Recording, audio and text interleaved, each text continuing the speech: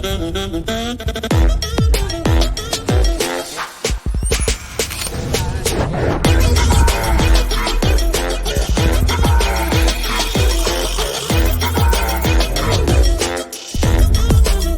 share with you experiences, stories, and inspiration to continue our mission to help others through movement and wellness. And I can't wait to continue exploring the impact you have in this world at Optima 2022.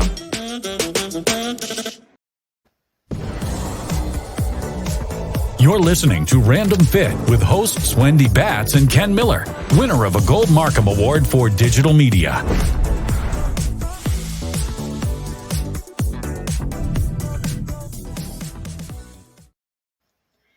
Hello, everyone. Welcome to this week's edition of Random Fit. I am Wendy Batts, here with my co-host and friend, Mr. Ken Miller. Ken, how are you today? Awesome, Wendy. How are you? You know what? Living a dream. It's going to be a good day. And I'm really excited about today's podcast because, y'all, we have a very special guest joining us today. And so we have Josh.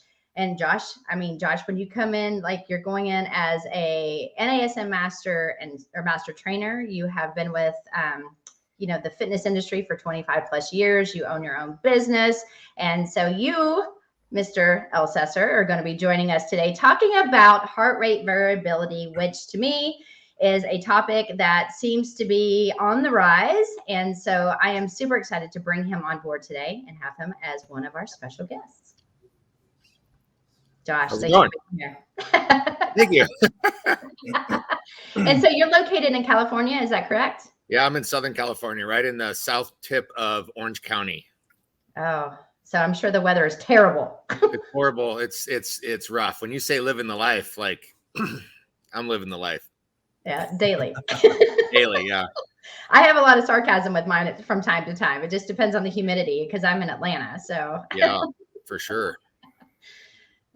Now, Josh and I go back, and Wendy, talking about Josh's background as his relationship with National Academy of Sports Medicine being as one of our master trainers, going through multiple specializations on top of our personal training course. I actually had the pleasure of actually evaluating him for his assessment for his Master Trainer Summit as the process went. So that was when I first met Josh down in Arizona. How many years ago? That was in San Francisco. Was it in San Francisco? Oh yeah. At Diacati, yeah. And that was some years ago. So I have the honor and pleasure of knowing Josh for some years, and we've done some projects together. And I'll say that I am especially happy to have him on board today because of when we talked about heart rate variability and doing this topic, Wendy, as you mentioned, it's just one of those things where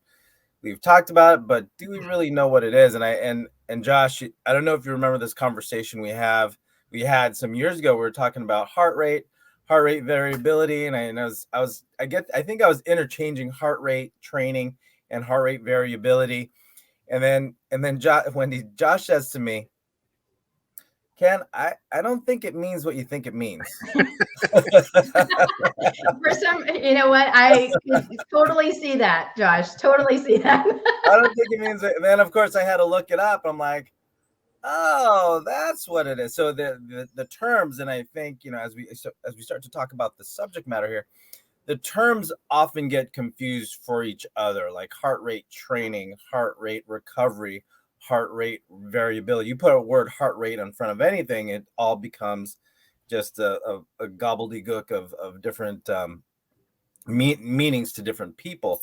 So Josh, when you as a personal trainer, you have clients, you have athletes that you work with, and when you talk to them about heart rate variability, how do you explain that to them? So we use heart rate variability as a way to measure the effectiveness of their recovery. So essentially what heart rate variability is literally how variable your resting heart rate is from beat to beat. And what that information gives us is the level of recovery that client is able to go through that, and again, it's from all forms of stress. So most of the time when we're talking about clients, we're talking about exercise stress, right? So is the program that they're doing providing the right adaptations? Are they doing the things outside of the gym that's going to allow them to recover as best as they can in order to see those results that they want to see? But heart rate variability doesn't really care about where the stress comes from. It doesn't care if it's exercise stress or mental stress or emotional stress or environmental stress, right? It's all forms of stress. And so what it does, when you measure heart rate variability, it gives you a score. And typically that score is on a scale of 1 to 100, right? So the higher the variability, the more your body is in what we call a parasympathetic nervous system dominance, right? So again, to go into some science, your central nervous system has another part called the autonomic nervous system. The autonomic nervous system is then broken down into the sympathetic nervous system and the parasympathetic.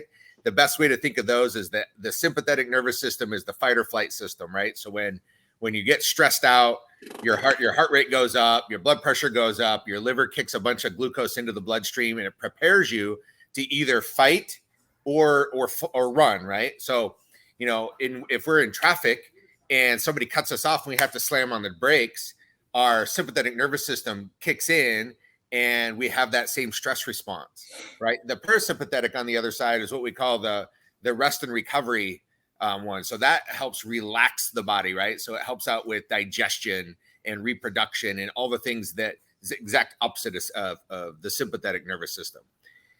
So the way that I use heart rate variability is a way to measure the effectiveness of a program, but also look at their readiness for training on a day-to-day basis. Because if your body isn't recovering well, then it doesn't make sense to overstress an already overstressed system, right? So if somebody's heart rate variability is really low, that means that their sympathetic nervous system dominant, meaning that their fight or flight system is kicking in, and their body is in a state of stress. They're not recovering from whatever those stresses are. So if we add additional stress to that, and again, exercise is a stress. Usually it has a positive adaptation or an outcome to it, but it's a stress nonetheless. And if we overstress an already overstressed system, then it creates more problems than it does good. It increases injury, sickness potential goes up. So risk of, respiratory issues, flus, colds, things like that. It depresses your immune system, and it allows for a lot of those things to kind of jump in and take place. Awesome.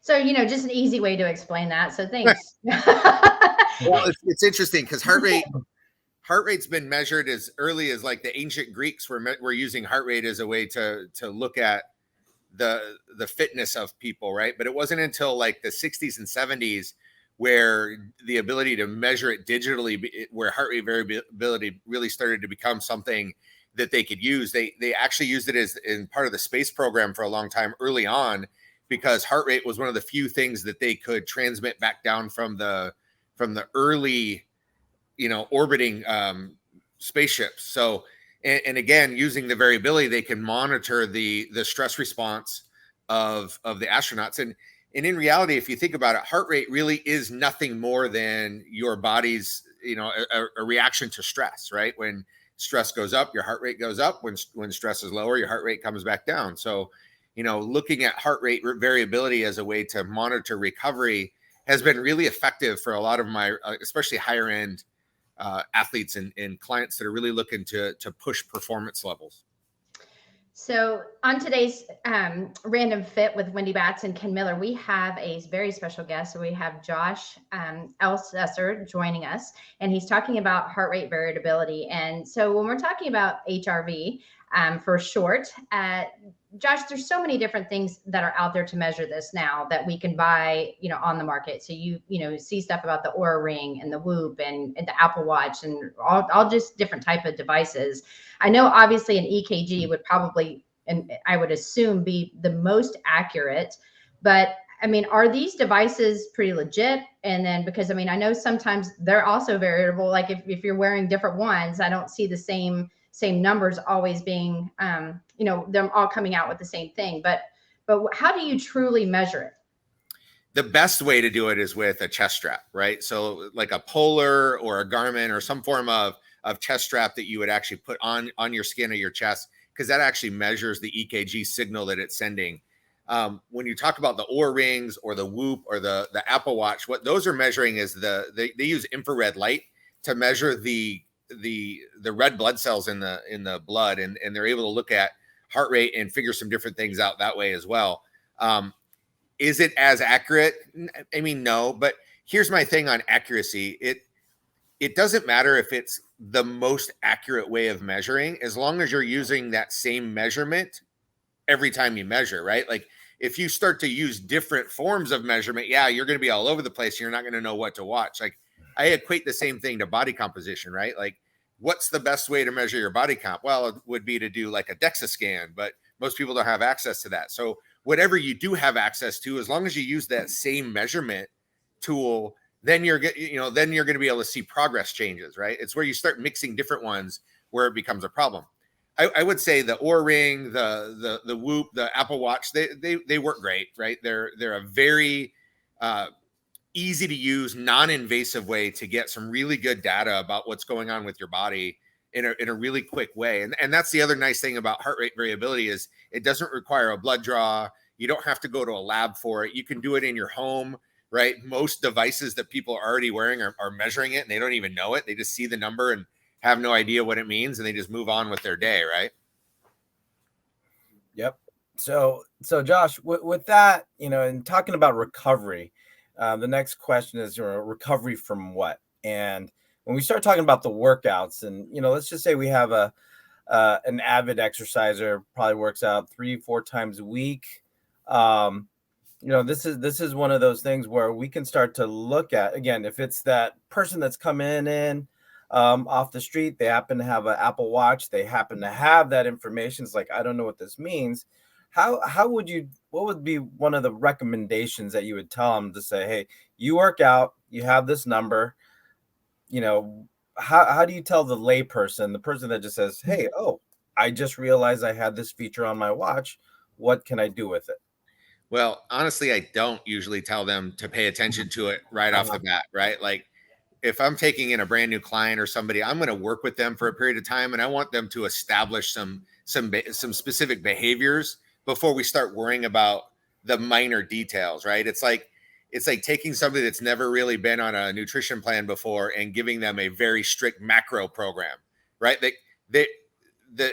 Is it good information that they can use? Maybe, but in order for them to get the benefit of it, they need to be able to they establish a baseline or a set of skills. So I don't necessarily I wouldn't talk about it right off the bat with somebody. What I would do is have them start to monitor certain things that maybe heart rate variability could give us some insight to, but they don't really need that heart rate data to be able to identify, right? Like thinking about like a readiness score or something that they could self-assess. So at my gym, we use heart rate variability kind of sparingly. And again, I only use it for some of my athletes and some of my clients that are trying to do some high level performance stuff. Most of the time, what we do is just a very simple daily readiness score. And it's a series of 5 questions. We just have them rate themselves on a scale of 1 to 5. And what this does is it starts to get them thinking about these particular things. So the questions we ask is rate your level of, or how much sleep you got, or how restful your sleep was last night, how much water you drank, what's your energy level, what's your mood look like, and how sore are you, right? On a scale of 1 to 5, the higher they score on that, the better, right? So 5 is good, 1 is bad.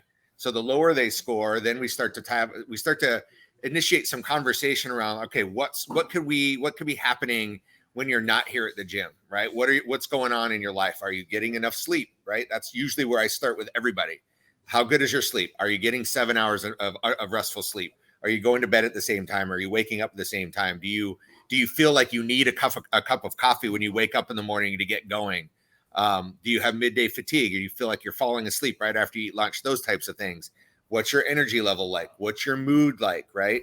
How sore are you, right? Soreness is, again, it's not a good measurement of the effectiveness of a workout, but it is a good measurement of how effectively somebody could be recovering from the training that they're doing.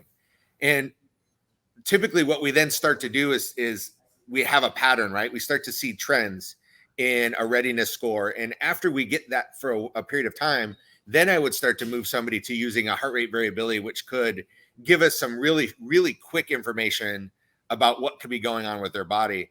And the way we use that is on a daily basis. We can actually modify the training that they're doing based off of their body's ability to recover from that stress, right? So let's say somebody is a baseball player and they're off season and we're training really hard, trying to put on some muscle, but they're doing summer school. Like I have a lot of youth athletes. They're doing summer school. They're doing club sports. They're doing showcases. Like they're traveling on the weekends. They're not eating great. They're not getting as much sleep as they need to. So the HRV levels start to drop like crazy, right? So then we need to look at, okay, so if I take somebody who's not getting good sleep, who's not recovering well from the training that we're doing, and then I continue to just pound them in the gym and just train them at really high intensity levels or high effort levels, then all I'm doing is potentially weakening their ability to recover even more, right? So what we do is we back off on the intensity. We'll lower the volume. We'll take a lot longer rest periods. Sometimes it's, hey, today let's not train at all. Today I want you to go for a walk, or I want you to go swimming, or I want you to read a book or do something that's not even fitness related, because I want your body needs to recover. It needs to bring down that sympathetic nervous system dominance, and it needs to relax. Right. Awesome. Thanks for that, man. That's I love that. Well, I love the rating system, right? So for those of you listening to us here on Random Fit, we have special guest Josh Elsesser on this show talking about heart rate variability with Wendy Batts and me, Ken Miller. So a lot of great useful information as far as gauging some stresses that might be happening in your life. And so if that's a low to no tech way of figuring out the level of stress. So we've done an episode or two on recovery, and HRV is definitely one of those that can be on that, as far as giving you information on okay, when is it time to lay off? So when it comes to the workout, so if you have, so you brought up baseball, right? I work with a few baseball players myself, and Wendy's worked with baseball and basketball herself. So when it comes to, again, if you're a fitness professional and if you're responsible for the guidance of someone's level of intensity in their programming, I think this is a great way to look at, okay, how are we program designed, and how rigid are we in like, if we do the monthly plan, let's just say, and I have somebody 3 days a week, with heart rate variability information in there, it's if I have power on Monday, strength on Wednesday, and then recovery or my stability on Friday, I've had to look at, mixing and matching the days with how they feel. So there's been some times where somebody, you just look at them, they're not ready to go for that power day, right?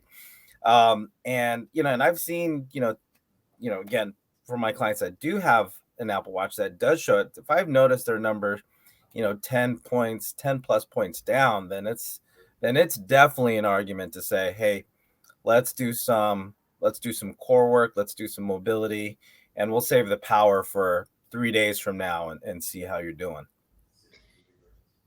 Well, and Josh, I have a question kind of to follow up. I mean, again, heart rate variability, because people are still just trying to understand it. I mean, we're seeing these numbers, but, to truly get an understanding of what those numbers mean, can you kind of tell us on an average, like, what's a good number? Like, is it higher is better, lower is better? And what if it fluctuates, where one day it's like really low and one day it's really high? Is that a concern, or is that normal to see that type of, quote, overall variability, if you will?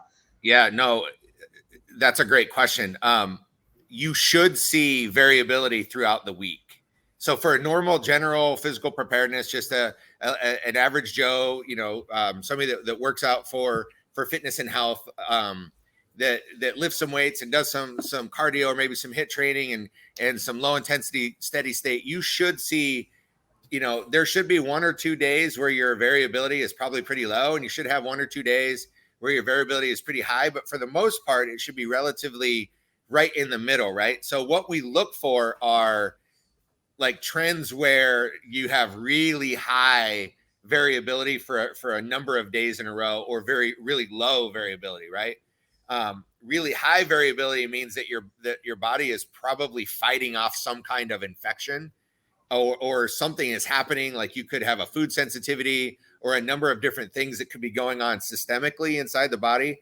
Really low variability is probably like overtraining almost, right? Like your body is saying, we're doing too much. We're not our variability is so low that we're not recovering from the training and everything else that we're doing. So, but typically over the course of a 7-day period, you should have 1 or 2 low days, 1 or 2 high days, and then the rest of them should be right along the middle. And again, we're looking at trends, right? So everybody is different. So a good heart rate variability equipment will they'll take an average of your variability for a period of time before they start giving you information about it, right? So I know that like the app that I used to use was called Elite HRV, and they took a 7-day snapshot of your HRV before they even started giving you any kind of guidance or data about what your heart rate variability looks like or what to do with it.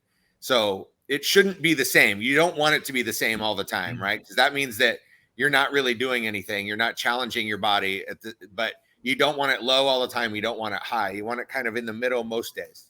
So again, I try to be a perfectionist. I'm far from it, but that's my goal in life, is to be perfect. And I know there's other people out there that are very type A people like myself. And so is there like a goal number? Like, no. How do I show that I'm healthy and I'm doing all the right things? Or there isn't. Everybody's different. Everybody's different. Yeah. I mean, it's one of those really frustrating answers that you give in the fitness realm. Like, no, there's not. Like, it depends, right? Is kind of like the stock answer. It depends.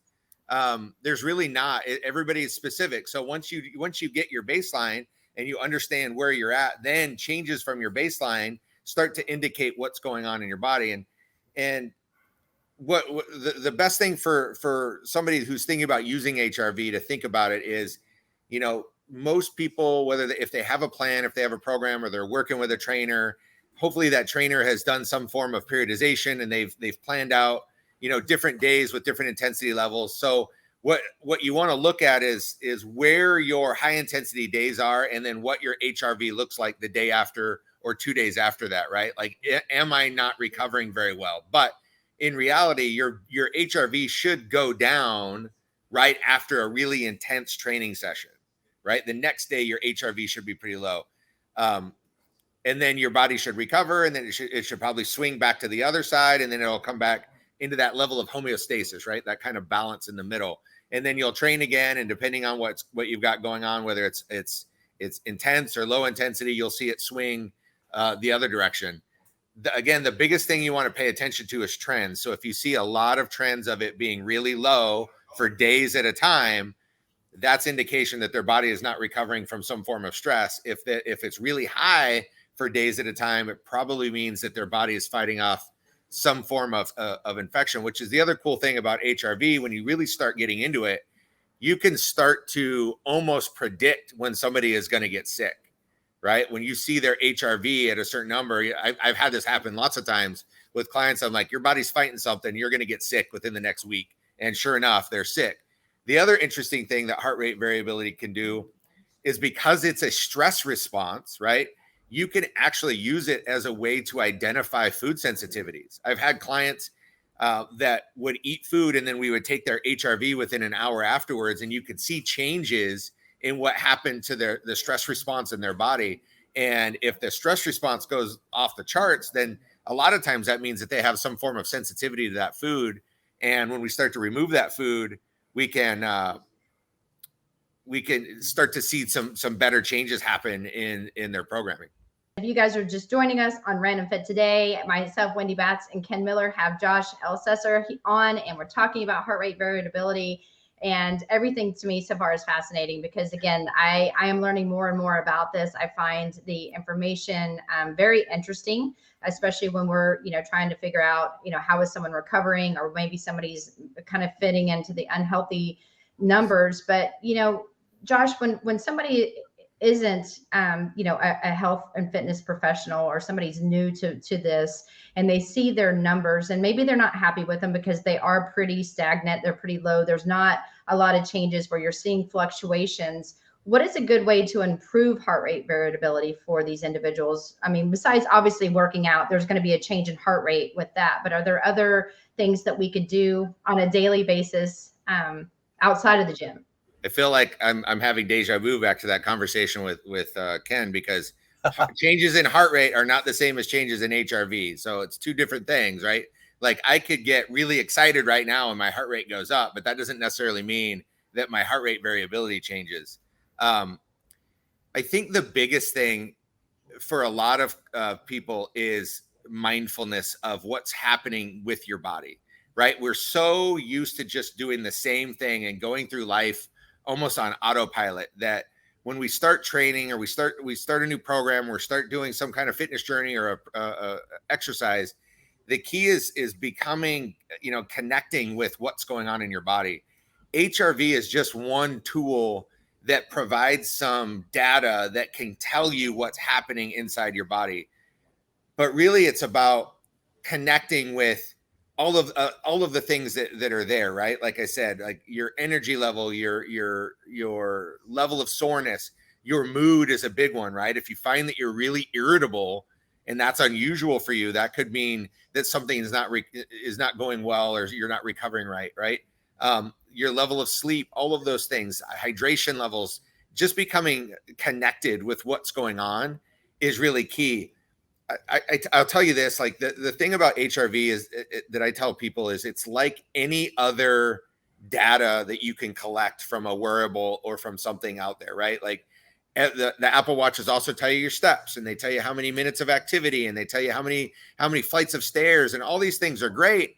But if you don't know what to do with it, if you don't know how to interpret the data, and then how to change what you're doing based off of that data, then again, it's all just numbers. So I really people that really think about HRV as a way to help them connect with what is happening inside their body, so that they can start to almost do this on their own without even the need of a heart rate monitor or the Oura Ring or whatever to tell them what's happening, right? Like we need clients, and people need to really start to connect all the different pieces, not just how good they feel when they're working out or afterwards, but what's going on when they eat, how are they feeling when they're, what's going on when they're sleeping and or getting ready to go to sleep, and all of the different behaviors that go into it. Because at the end of the day, it's not just the workouts, right? The work we say as trainers all the time, like it's a 1 hour out of your day. It's like 8% of your day or something, right? So even if you're training 7 days a week, there's 23 other hours in the day that you should be being mindful of what you're doing. And those other 23 hours are going to have just as much, if not more, of an impact on results than the training. There we go. That's our lead right there. I would say, hey Josh, man, this is awesome. I mean, I consider myself a smarter man than me, or just in general from spending this time with you. Oh, I got you. You gotta let me finish my sentence here, man. Especially when it comes to the topic of HRV, because again, it's just something that we're seeing a lot of. But so one question is, why is it out there? Because it is pretty great information, but in the end, if you don't know what to do with it, what does it matter? So we really appreciate you being here on Random Fit and talking about HRV with us, Josh. I appreciate it too. Thanks for having me. Yeah. And one final thing, Josh, I mean, for somebody that is new to this and they want to learn more, I mean, is there, certain information they should look into? Is there different devices? I mean, what would be your key takeaway for our listeners? So there's some really good stuff by a guy named Joel Jamieson. He's kind of the guy that I think has brought HRV more to the mainstream, at least in the sports world, and conditioning. He's got a couple of books. Heart Rate BioFirst HRV is a really good one. He also has his own measurement device. I think it's called Morbius or Morpheus, that and it comes with a subscription that you can monitor your HRV, and they will provide additional guidance on what's going on with that. That would be probably the place that I would send most people, would be there. Awesome. Yep. Yeah. No, he's got a lot of good content out there for plug for Joel Jameson, but but great. I mean, he has contributed to some NASM materials too. More to come on that. But hey, Josh, appreciate you being here, man. Always great seeing you, talking to you. I know I don't get down to SoCal as often as I'd like, but next time I'm down there, I'm gonna knock on your door, man. You should. Yeah, I will. All right, You know, so if I hey, come to California, I'll knock on both of hey, your doors. Wendy will fly across knock on all our doors. But hey, so thank you everybody for listening to us here on Random Fit and on this week's topic of heart rate variability and having Mr. Josh Elsesser, master trainer with the National Academy of Sports Medicine. So if you like what you listened to today, please like, follow, subscribe, comment, and download. But always, always, always, if there's anything you want us to talk about, please just let us know. Reach out. All right. So until next time, take care and be well.